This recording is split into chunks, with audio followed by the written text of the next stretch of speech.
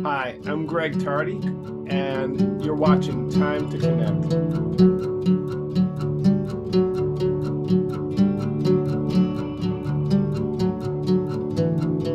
Hey, Greg Tardy. Hey, man, thank you so much for taking the time to connect. I really appreciate it. Well, it's my honor. It's a blessing to be here. I'm a big fan, man. I'm really honored. Thank you so much. I'm guessing you're coming to us from, is it Knoxville, Tennessee? Yeah, Knoxville, Tennessee. Yeah. And you're teaching music there at the university, yeah? Yes, I've been here for about 12 years, and it's been great. It's been great. Right on. Yeah, I want to ask you about. I'm actually recently retired from being a professor at Texas A&M University for many years, and um, I think we can probably relate. But I do want to ask you a little bit about what that's like teaching music at that level. But and definitely want to talk about the new records. You've got two new records, one solo and one with an amazing quartet with Bill Frisell. I want to ask you about your upcoming gigs and so many other things. But if you don't mind, let's start with just a little kind of personal bio kind of history. You grew up in New Orleans, is that right? Yes, yes. I lived there until I was maybe 11, and then after that, we kind of bounced around Hmm. places for a moment. We landed in Milwaukee, and so I did middle school and high school in Milwaukee, and I also did a lot of my college there as well. Hmm. Lived in St. Louis for a little while, and I'm sure New Yep, York. yep. I lived in St. Louis, went back to New Orleans for a while, then lived in New York for I can't remember between 94 and 2010. Hmm. Uh, It's a great city. It's a tough city to live in, but it's a great city. And you've been there in Knoxville for 12 years, you said. So what yeah. would you? This might be a little bit of an odd question, but I'm curious how you respond if I just said, "What were you like as a kid?" Oh shoot. I was kind of a spaced out kid. I was kind of yeah, I was kind of spaced out, always daydreaming and always thinking about stuff. And my head was always in the clouds. And so which used to get me in trouble sometimes. Hmm. But I was always into music, and my parents were both opera singers, and my mom in particular, she wanted to make sure that we all had really solid um, uh, education in music, and so she used to take me aside and have me listen to all the great operas. I think she wanted me to be an opera singer and follow after them. And but the thing about singing is, unlike the saxophone, if I don't like the sound of a saxophone, I can always go and buy a different one, and move to get a Mark 6 or something like that. But it's like when you've got a grungy voice and there's not really Hmm. much you can Yeah, do with it. yeah, yeah. You're only given one. That's true. Yeah. Uh, Interesting. And so, how young were you when you started getting turned on to jazz in particular? Oh, that didn't come for a long time. When I was a kid, I was strictly like a top 40 type of guy, plus listening to the classical music that would be playing around the house. When I moved to Milwaukee, a lot of the people around me were listening to metal music, and so I was into Rush and all the other Zeppelin and all that stuff. And then eventually I started getting into funk and started getting to, Earth, Wind and Fire and Prince and all that. And Hmm. but I started listening to jazz at the prodding of my brother. My mom at that point had switched to jazz, and so there was some around the house, but I wasn't really checking it out because I was into the other stuff. But the thing that happened is I went to school for classical clarinet, and I started getting drafted to play saxophone in some first a polka band, then a funk fusion band, and that's when I first started really practicing the saxophone. Hmm. Before then, I never practiced the saxophone. And then my brother, who had just started taking jazz lessons with pianist David Hazeltine, he kept on prodding me about, hey, you need to check out some jazz and check out some jazz and check out John Coltrane, you know, and so I finally did. I put on a recording of we had a recording of uh Train and Monk playing Monk's Mood, and that just hit me like a ton of bricks. Wow. I mean, Mhm. I didn't know what it was they were doing, but I knew I wanted to do that. And so that just kind of became my life from that point on out. So And how old were you, and about what year would this have been? I had to have been 20 or 21. Uh-huh. So it was pretty late. Yeah. And what year were you born? 1966. Yeah. So, okay. So around mid '80s, you discovered that. Yeah. Yeah. Monk, Train, Miles too. Did you eventually get into all the greats? Oh yeah. I got into them. I kind of took the long road around to some of the masters like Miles and Sonny Rollins and Hmm. Wayne Shorter.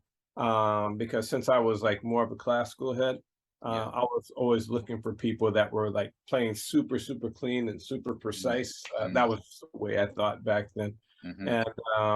And like but that's I did eventually get to them. Hmm. Yeah.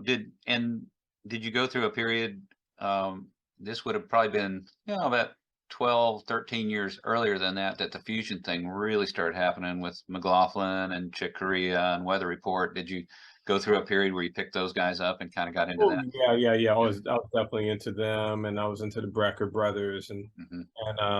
and just but a lot of things that more considered to be more smooth jazzish today. Grover Washington Jr. Yeah. and more of those kind of groups. But I did check out a lot of the like I said, the Brecker brothers and Steps Ahead and those kind of groups. I was really into them as Hmm. well. So at this point, who would you say are your saxophone heroes? Uh, that would be we could spend the rest of our time talking about that. It Sure. depends on what aspects you're talking about. But if I had to pick one out of all of them, I would say Joe Henderson. I love Joe Okay. Henderson. Yeah. But of course Sonny Rollins Hmm. and of course Wayne Shorter, both as a saxophonist and as a writer, and of course Train had such a big influence on me in the beginning, and I could go on and on. There's just so many of them. Yeah. So many of them. And of course some of the older school players like Ben Webster Hmm. and World O'Gray, and I mean, well, we keep Yeah. on going. Yeah. Lester Young. Yeah. Lester. Well, let's see. There's a lot of ways I can go here. Let me ask you this. I mean, the list of people you played with, Greg, is just phenomenal. I want to ask you about a couple of them. Let me just list some for everyone's benefit. Elvin Jones, the great Elvin Jones, the Neville Brothers, Alan Toussaint, Dewey Redman, Bill Frisell, Brad Meldau, Joshua Redman, Andrew Hill, Chris Potter, Wynton Marsalis, Joe Lovano, Ravi Coltrane, Steve Swallow. Shall I go on? I mean, the list it's incredible. I want to ask you about a couple of those in particular, but who is someone that you never got a chance to play with that does anyone come to mind and think, man, I wish I would have, or maybe still could play with that person? Yeah, the very first person that comes to mind is Tony Williams. Yeah. He was alive when for a while, and when I got on the scene, Hmm. and I met him once. We had a very good conversation, and I don't know if something would have happened in the long run or not. But it was a goal of mine. I wanted to play in his band, and I was that was a goal of mine, and I figured I had plenty of time. But then he had that botched operation, and Hmm. you know, Yeah. um, and so that's definitely one. Um, I'd say that Mulgrew Miller, although he played on one of my CDs, I always wanted to play in his band as well, and so that was a goal of mine. But obviously, he's unfortunately gone as well, Hmm. and there's others too, but that's definitely there are I feel very blessed to be able to play with the masters that I did play with Yeah. when they Yeah. when they were around. Obviously, there's plenty of people alive today that I haven't played with that I'd love to play with. John Schofield comes to mind and others. But it's but there's but I feel very, very blessed to have played with as many people that I have played with over the years, all the greats I have played with. I feel like I was at I came at the tail end of when there were really a lot of them around. Hmm. And so it was that, people like myself and Jimmy Green and other people of my era that came out. Um, we were kind of like the last of Hmm. that. So Yeah. Did you ever get a chance to play with Ron Carter? no, no. Of course, I'd love to play with him as well. Um, we've spoken briefly, maybe twice, but I've never gotten to know him. Hmm. Herbie Hancock, Yeah. I spoke with him once in an elevator. I'm sure he wouldn't remember it, but of course, of course, that would be Yeah. such. There, That by would the be, way, if you didn't catch it, there's a brand new documentary on Ron Carter that PBS just aired this week. It's definitely worth watching. So let's talk about your new records. You've got a solo record out, Sufficient Grace. That's still pretty new, is it not? When did that come out? Recently, yeah. um, yeah. Well, a couple weeks ago, within the last month, not quite a Yeah, month. yeah. Can you talk about that record? I'm not sure who's playing on it, and maybe you could just tell us a little bit about that record if you don't mind. Yes, it's myself and people I consider to be good friends of mine, Marcus Printup on trumpet, and Keith Brown, Donald Brown's son on the piano, and Mm. Sean Conley, who's played on probably at least 75% of my CDs on bass, and then Willie Jones III on the drums. Um, Wonderful master, Willie Jones III. Um, so that was our pandemic project. Yeah, And it's there wasn't a lot going on when we recorded it. And so it was just more or less something I wanted to do in order to try to make sure I continue to yeah, have something going during that time period. yeah. Uh, I did that as well as write this other big suite that's a completely different kind of project. I was kind of doing them both at the same time. I meant for the Sufficient Grace CD to be very straight ahead, very Mhm. straight Yeah. ahead, and then I wrote this suite based on the Pilgrim's Progress, Mm. and I wrote that at the same time, and I had gotten a South Arts grant in order to do that, and it's for a quintet, and it's very different kind of not as traditional of a group. Um, Okay. uh, Strings and violin and viola Nice. and trumpet, trombone. I'm playing clarinet and saxophone. I have a bass clarinetist. I have a flautist. Um, am I forgetting anything? And then of course bass, drums, piano. Um, yeah. So and it's some very very through composed, really complicated stuff. And I'm hoping to record that hopefully in the next year.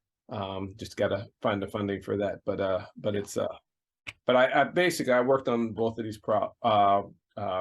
uh, projects at the same time, and so this is like I said more the straight ahead side. And And uh, s- you mentioned CD and getting funding. Is the reason I'm not finding much of your stuff on vinyl? Is it funding? I mean, I know it's a kind of a weird time where a lot of vinyl has got a resurgence, but a lot of people only listen streaming. Some people don't want it CDs anymore. It's kind of a strange time. We're trying to figure this out now. Any thoughts about all that?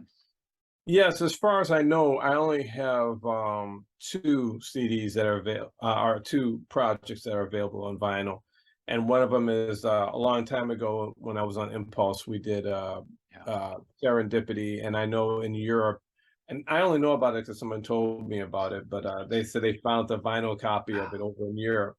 And like, yeah, yeah. Well, if you find another one, buy it and send it to me because I'd like to have it too. Uh, uh, Wow. yeah, but Yeah. there's another one that I did for Nouvelle Records about maybe 4 or 5 years ago. It was a duo recording with Bill Frisell, Yes.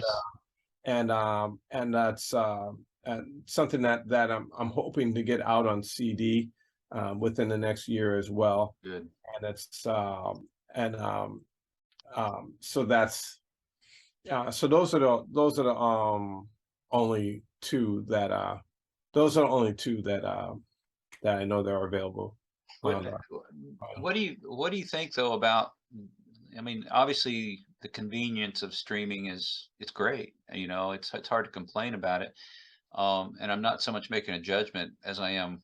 I'm just curious the future of listening to music, and are CDs and vinyl eventually going to kind of go away the way cassettes did, and it's all going to be streaming. What do you think? I sure hope not. I mean, first off, I really like the sound of vinyl. Yeah. By the way, that the project I did with Bill Frisell is called More Than Enough. I forgot Ah, to that's mention right. Yeah, I wish I could get my hands on a copy of that on vinyl for sure. it. Yeah, yeah, but it's um yeah, I really always enjoyed the sound of vinyl, even the crackles. I Yep. mean, I love it, and also when you stream, you don't find out who the other musicians are Right. necessarily, and I miss that. Plus, I miss the days where you could just read about uh, get a bit of a history lesson with the different musicians from the liner notes. Yes. That's a thing of the seems to be almost like a thing of the past, Yeah. and I feel that it would really help if there was another if people really didn't want to move on from CDs or vinyl, then I wish there was another way that we could get all this all the perks that you used to get with the vinyl. Yeah, I really think Spotify and Amazon and whoever else is streaming music, they got to get that together. It's really kind of ridiculous that everything's gone out the window. You don't even know who's playing on it. You don't know who wrote the song. I'm not sure how that even exists. You would think there would be some issues with the fact that they're not even, in many cases, not even telling you who wrote the song. But anyway, I want to ask you about the new Bill Frisell project, but you just remind me of something when you mentioned clarinet that I have to share, and I've shared this on other episodes of this podcast, but I think you'll definitely want to hear the story, so I'm going to tell it again. My dad, born in 1920, played sax and clarinet growing up, and he lived in a small town in Nebraska, and was, you know, in those days it was pretty hard to hear music. You know, I guess they probably had 78s, but not everyone even had the ability to hear the music, and radio, of course, in its pretty early days. But anyway, my point is, Dad was a little bit of a small town hero, musician, and Louis Armstrong and his band came through town, and Dad got invited to play in the after party after the gig.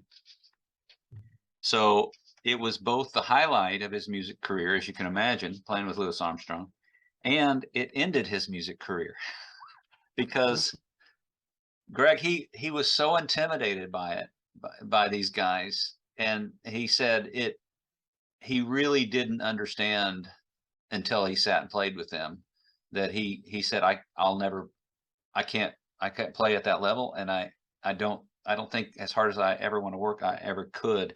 And so it always bothered me that he literally just he sold his saxes and clarinets, and he went to dental school, Wow. became a dentist. Now he still stayed connected to music. He listened to a lot of music. I grew up hearing a lot of jazz and other stuff, and he sang in church and did different things. But isn't that interesting that playing with Louis Armstrong actually made him quit music? Yeah, yeah. Well, I can imagine how intimidating that must have been. Yeah, yeah. Especially in those early days. I mean, it was Louis must have been such a mind blower to people. Now, how about this new record with Bill and Johnathan Blake and Gerald Clayton? Uh, I can't wait. I've heard the 2 advanced tracks, but I can't wait to hear the whole record. How did that come about? Well, I played in Bill's band for roughly somewhere between 2003, I believe, and 2006, or 2002, 2003, and 2006. Kind of on and off because always has several different groups going. Yes. And then I jumped off of the scene for about 4 years to take care of some personal things and as part of my whole spiritual journey. And so obviously when I came back, Bill he had a whole bunch of other stuff going on. So it's not like I was going to come back and just jump back in where I was. Hmm. And so so we didn't play together for a good pretty much 10 years, something like that. Wow. And the thing that changed that is that the Knoxville Jazz Orchestra here in town brought Bill through to do a guest performance with the big band, and then in the program, Vance Thompson, who's the leader, he had Bill and I do a duo together. Now I think I've seen. Isn't this on YouTube? Yeah, it's on Yeah, YouTube, I've seen this. Yeah. and it was just kind of a real special moment, Mhm. and I remember like after the gig, I was really bummed out because I'm just like, man, it's like I mean, like I miss playing with him so bad, and then so finally I just like called him up and said, hey, man,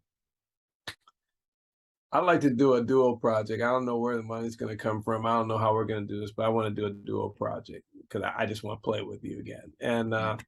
And so basically he had contact with the people at Nouvelle, and he hooked it up. And so we did that project, and then shortly after that, then it kind of restarted our musical relationship. I mean, we still had our friendship. We still communicated over those years. Mhm. We touch base with each other every now and then, but that kind of rekindled our musical relationship.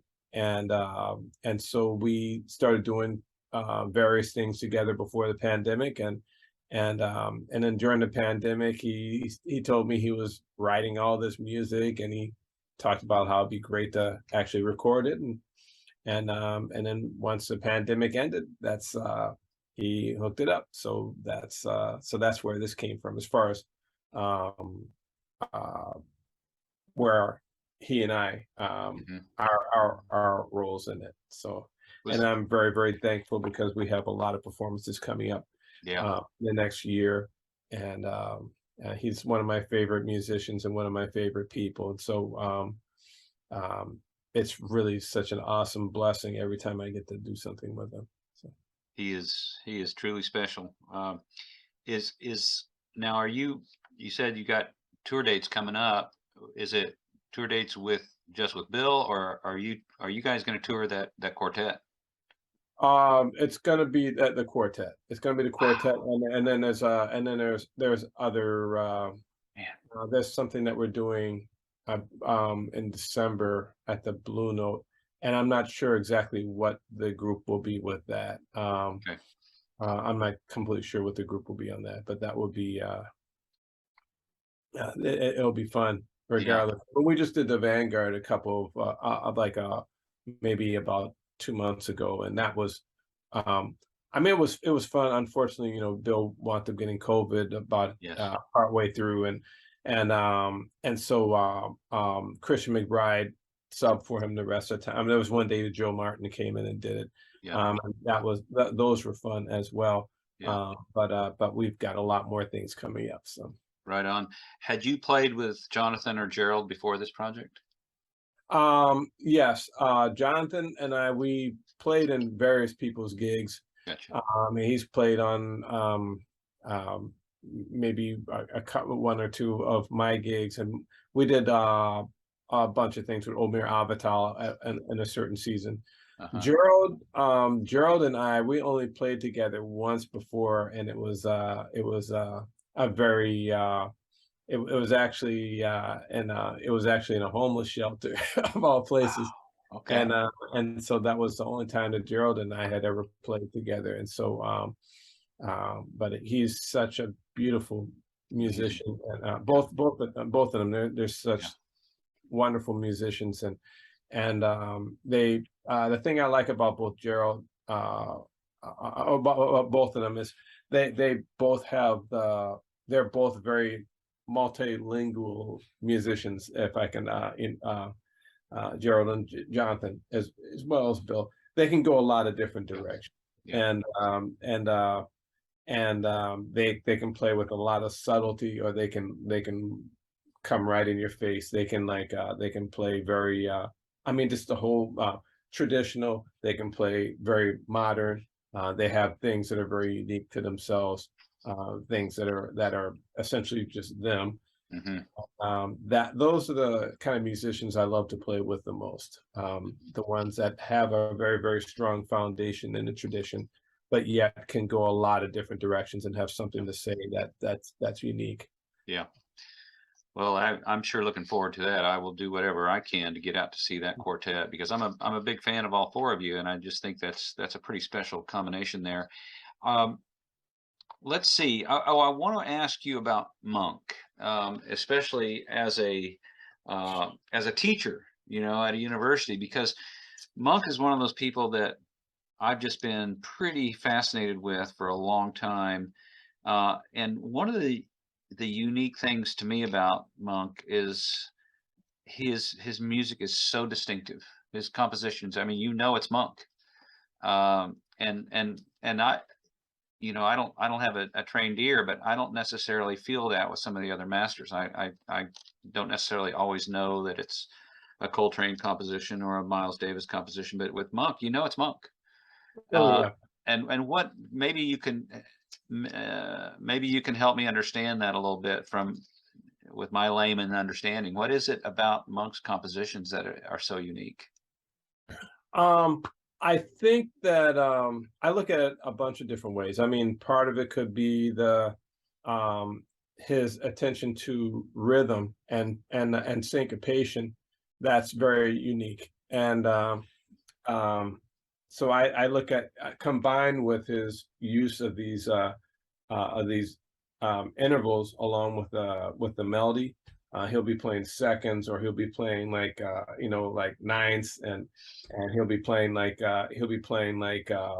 lot of these tensions between um, uh, like major and flat seventh, or together with a major and um, and and flat third, and different tensions like that. He'll be doing that as well as uh, substitution. But I do think it's his stuff was always had a certain degree of funkiness to it, Yeah. and I mean, not funky as in George Clinton funky, but like it's like it had a certain earthy type of funk, syncopated type of thing, and I know he was always searching for that, and so I think it's like a combination of the of that rhythmic aspect and those intervals and the space that he would play with, um, combined with his wide intervals and his left hand, all those different things. I think they're just very, very uniquely him. Yeah. He's got a little bit of stuff that you can trace to like Art Tatum a little bit, Yes. and he's got some other you can tell that he pulled some things from some of the old stride pianists, but he's just got so much of his own unique voice based on the things that I just mentioned. I mean, Yeah. that's how I look at Monk, at least. I think it was Lou Donaldson who said, there should be a separate category of music called Monk's music, and it's not even necessarily jazz. It's so unique, but yeah, he was something special. Well, let's see. Let me ask you this. What do you love the most about being a teacher? Um, I love it when I feel that here's the thing. When I learned to play, I took a semester, a one semester course with David Hazeltine, um, and then I took um, maybe one or two private lessons with a saxophonist in Milwaukee named Berkeley Fudge, and and I took one semester over at the University of New Orleans, that was basically the extent of my my jazz education, Wow. formal study. And so I had to figure out. I mean, at that point, it's a very long story, but I was pretty much out of money. I was sleeping on floors and stuff like that, Yeah. and I was I was very very broke. I had to figure it out myself, and so I learned a lot of things the hard way. And I did as I've gotten to play with various people that I really respected, you know, people like Joe Lovano and other people that you know, Mark Turner and other musicians that were obviously heavy, very very academically heavy. Um, I just ask them, you know, pick their brains and try to figure out like why do you do this and how do you do this? You know, how Mhm. do you get you know, how do you get such a big sound and blah blah blah. And and I found that people would usually be very open and share things with me. And so when I being an educator now in a major university, I feel like I've got all this wisdom that I got from that. But I feel like my thing is kind of not. Uh, I think I think the way that I learn stuff is maybe a little bit more of an old school way of doing it. But then I feel like I have to try to format it in such a way to make it a little bit more systematic for my students so they can and then also there's some things that I just do naturally, and I have to try to figure out like, okay, how do I explain something that I just do naturally that someone else Yeah. can't just do? Yeah. Yeah, and so trying to figure out all these different ways to bring that to my students, I feel that I really love being able to help out young people so they don't have to go through some of the things that I had to do in order to get what I've gotten together, and also I like to be able to speak into young people's lives as well because I know how difficult life was for me in my early 20s, in my late teens, early 20s. And so I love being there for them in that aspect as well. So, Yeah, that's beautiful. Uh, you mentioned earlier your spiritual journey. Is that something you're comfortable talking about at all? yeah, of course, of course. What can you say about it in general? What are we talking about here? Well, I've been, well, the short version of it is I grew up in a Roman Catholic home, and when I went away to college at that certain point, I had I pretty much fell away from that and kind of lived a lifestyle that I'm not really that proud of. I lived a pretty wild lifestyle at that point, which a lot of people that know me find it hard to believe because I'm not like that anymore. But it's it was basically living that way kind of brings you to a can bring you to rock bottom, which it did me. And at that point, to make a long story short, someone gave me a Bible, and I started to read it, and and it really I was shocked because I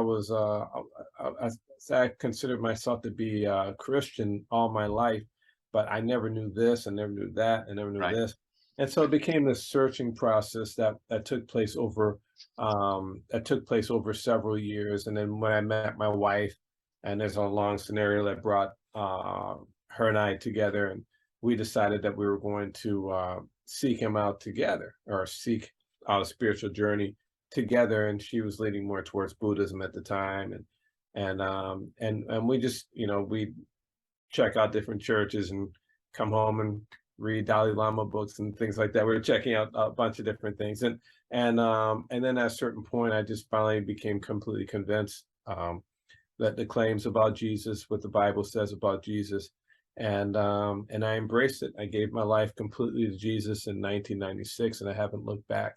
And it's been a very deep journey for me. I feel like I've changed dramatically from who I was many years ago, and I'm very thankful for this. I don't claim to be perfect. I don't claim to be like a whatever, but I'm still a work in progress. But Sure. I'm very, very thankful for that. It, it's it it's difficult to be in a predominantly Judeo-Christian culture and see so many people claim Christianity, and yet, I don't. I'm struggling to not sound too judgmental, but I think you know where I'm going. Yeah, Their lives don't seem to reflect yeah, what they claim to believe. That's kind of difficult sometimes, isn't it? yeah. It's definitely difficult. I don't consider myself to be a political Christian at all. I don't Good. consider myself to be a political Christian. Yeah. The way I look at it is that I have it's been proven to me very, very clearly that I am not um uh basically I've done enough things to basically rule me out of ever coming before God without the substitutionary uh death of Jesus to pay the price for anything I've done to offend God. And that's what I live for. And Yeah. basically, Jesus did that for me. Yeah. And so I live the rest of my life trying to trying to live for him and try to live for him and try to um uh point that use my giftings to point Yeah. people back towards him. Yeah. That's beautiful. Thank you for sharing that, Greg. Well, I'm respectful of your time. I want to kind of start wrapping up here. Do you mind? Can we go through a series of rapid fire questions? Go for it. Just the idea here. You can talk a little more than just an answer, a word or two, but just what comes to mind. Um, your favorite venue to play? Oh, that's really, really hard. That's really, really hard. I mean, Smalls, I kind of came up, like I spent a lot of time there in its initial days. And it's like when Mitch Borden started it and built it up, and then it went down for a while. Then Spike Wilner took it and built it up again and changed it. And it's kind of turned into this big thing now. Yeah, And it's so back. I kind of have like a very like soft spot for Smalls. Mm, Uh, but there's so many other places I love too, like the Village Vanguard. I love playing there. yeah. But I guess uh, there's other places too. But if I had to if I had to say one, uh, I'd have to say probably Smalls, and Okay. but with the Village Vanguard being kind of like a close second. I hear you. I hear you. One album, and I know this is a horrible question, but I think it's a fun question in a way too. The old deserted island kind of thing. You can only listen to one record for the rest of your life. What album do you choose? Monk alone. Okay. Okay. Yeah. Yeah. I'm with you on that one. Monk. Yeah. What pisses you off? Oh boy. uh Politics. Yeah. Yeah. I mean that's like I don't want to get too deep in that because I wind up saying something I'll regret later. But yeah, Yeah. Yeah. politics. I hear you. I hear you. I think you might have sort of answered this question already, but I'm gonna throw it at you anyway and see how you respond to it. When things are getting a little tough, whether it's the politics and people's way people behave and act towards each other, or just in general you're having a tough day or whatever, what kind of practices do you do to help you deal with that? I pray like crazy. I Hmm. pray like crazy. And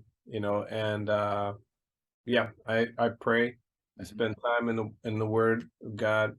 Yeah. Um, I check out sermons. I check out read through the Psalms, and I also have a great wife that I'll vent to all the time. Yeah. Yeah. How about meditation? Is that something you've experimented with? um, I'd say just meditating on God's word. Yeah.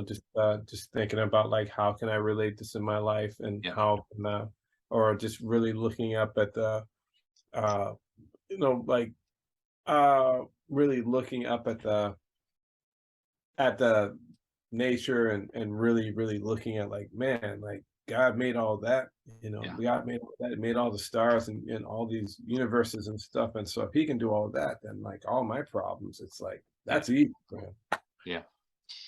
Yeah, nice. Perspective is important. And my last two questions I ask all my guests are, first one is, what do you think happens when we die? Um, And okay. yeah, please. That gets very complicated, and I want to apologize in advance if this wrangles Yeah, it's um okay. anybody. But I feel that okay, think about the pandemic, right? The pandemic, you had like this COVID, and basically it's around like, and then there's like a vaccine. People take the vaccine and try not to get this disease and stuff. And I kind of look at it as I kind of look at it kind of like that is that I feel that um, mankind basically has this pandemic of of for lack of a better way to say it. Or, well, I don't want to use I don't wanna use the word. I'll just say like things that we've done, Mhm. knowingly or not knowingly, that have put a distance between us and God.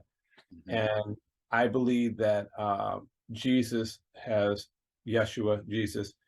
basically come and paid a penalty to take away that that offense, so that when we die, that we can be with him. And I think that that's essentially um, is a state of eternity. Mhm. It's like God, Jesus made a way that we could all be with him. Do you ever think about how is that going to be? What is it going to be like? I mean, it's hard to imagine that our bodies, our body's going to be there, and at what age, and will we age? Well, I mean, is it some state of being that we don't understand yet? Do you ever think about it, those kind of questions around this? I think it's far beyond what we can all imagine. Yeah. I think that Scripture talks about it in ways that we can relate to Yes. try to explain something um, that's uh, that's too heavy for us to explain. It's almost like trying to explain a computer to a fish. Yeah. I mean, you know what I mean? Yeah. It's like I think it's way deeper Yeah. Yeah. than what's possible to Yeah. break down. And Um, and you know that bothers my sense is that bothers a lot of people. They want to understand that, and I I'm fine. I don't know about you, but I'm fine with not. I'm okay with not knowing exactly what that's going to be like. Me too, me too. It's one of those things where I know that we'll find out when we get there. We'll Yeah. find out when Yeah. we get there. I mean, Yeah. that Right on. I don't claim to have all the answers to that. I mean, Sure. because I'm like a, I'm like once again using the fish analogy. It's almost like you have a fish that jumps out of the water and it comes back and talks to the other fish and says, "Hey, I know what it's like on the other side." Yeah. Yeah. I mean, that's what we're like with our limited Yeah. amount of knowledge about like Yeah. everything, and we have a certain amount of knowledge about things we see, but there's so many things that are far beyond Yeah. what we're able to understand, and in other dimensions and stuff like that, Yeah. and so only so far we can go with that. Anyway, Yeah. Right on. Greg, last question. When you are dead and gone, what do you hope people say about you? um, I that's a hard one. Um, I hope I hope people like the music. I hope I hope people like the music, and I hope that my life um I know more of what I don't want people to think. I hope people don't look at me as an arrogant person. I hope people don't look at me as a uh someone filled with like religious pride and arrogance. I hope that doesn't happen. That's Hmm. not where how I'm trying to come off. Uh, Hmm. you know, Yeah. I think you're in pretty good stead there. I can't imagine someone associating the word pride with you at all. You're a beautiful man. Your music's fantastic. You're an inspiration, and I'm very honored and blessed to spend some time with you. I really thank you so much for taking the time to connect, and I wish you all the best. Well, thank you so much for having me. Thank you for your kind words as well. It's You really, bet. One of these days at Smalls or at Vanguard, I'll wave to you, and see you down the road, man. okay. Take care. Bye-bye.